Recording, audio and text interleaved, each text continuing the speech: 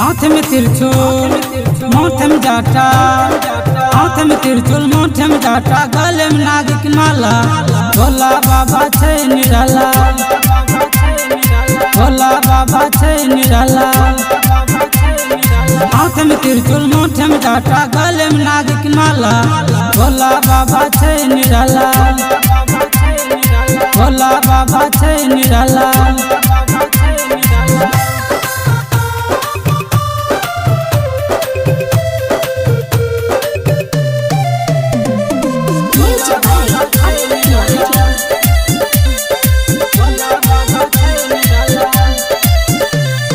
भोला बाबा के महिमा जाने तीनों लोग इलाका, असंगरी सब बच्चा बच्चा जाने छ भोला बाबा। भोला बाबा के महिमा जाने तीनों लोग इलाका, असंगरी सब बच्चा बच्चा जाने छ भोला बाबा। हाथ में चंदा जटा में गंगा, हाथ में डमरू वाला। भोला बाबा छै निराला, भोला बाबा छै निराला।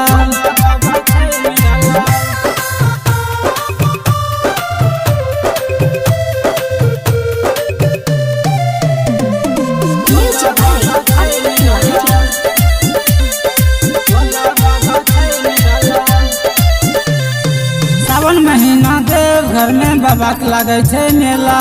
गौरव रहना जल चढ़े बाबा के टेकते माथा। सावन महीना देव घर में बाबा के लगे छै मेला।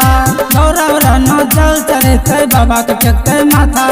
कहे सुनील कुमार राइटर बाबा छै दिलवाला। भोला बाबा छै निराला, भोला बाबा छै निराला।